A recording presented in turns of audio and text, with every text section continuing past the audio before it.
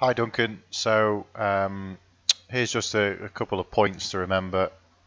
Just a bit frustrating that I haven't got one of your first swings from some of the earlier lessons that I could use on the right hand side, but obviously we know that how much difference this is to what it was at the start. So I'm not going to go into huge detail, but if I highlight some areas or key sort of factors that you need to stick to, so you know exactly what you're doing when you go to the range and you're practicing. Or if you're swinging and looking at yourself in the mirror, or in the window when you're swinging outside. So one of the big ones is controlling the club face angle. So when you came for the lessons, you would get this left wrist here really sort of cupped or extended is the correct term. Because you have a neutral grip, what that did is massively open the club face. And then obviously because the club face sat so open on the arc, if you like, you would shift the swing direction and you would swing the club massively left. And if you look at some of the early TrackMan numbers, you're sort of 25 degrees, with a path that's out to in, you would call it. So the biggest thing was controlling the club face angle. So the grip was neutral, so we didn't really need to change anything, but what we've put in is how flat this left wrist is. And if you go back to some of your early lessons and just sort of recap on how hard you thought that was in terms of changing this, but even after today's lesson, didn't mention it once at all. So you can see that if you go over and over and over a certain specific change, in time, if you stick to it, it does change and becomes now unconscious, which is where you're at.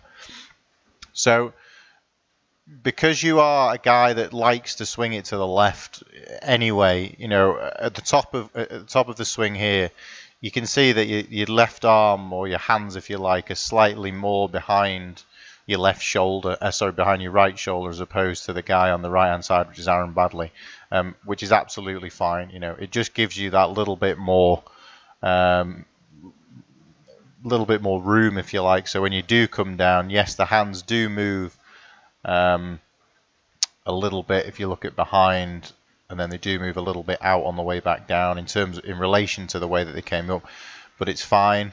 If I stop you into the classic sort of position, which is lead arm parallel to the ground, and do the same to the right, and generally you'll see here with pretty much virtually any tour player, from a down the line angle, the angle of the shaft will at the very least point to the ball, if not like Aaron Badley here, pointing slightly outside the line of the ball. So that's quite a nice angle to have in the shaft.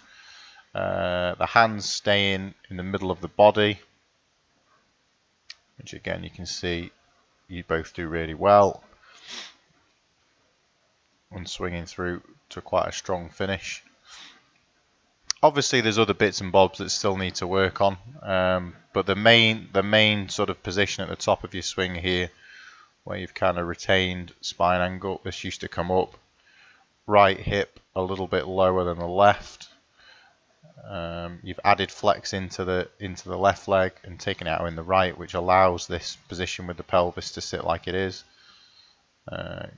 Decent shoulder plane at the top. There's some really good stuff, and a massive well done. And on your own now, that path is way more neutral than what it was. So yeah, just really more than anything, a well done, and just some key stuff to point out and remember when you're practicing on your own. But great stuff.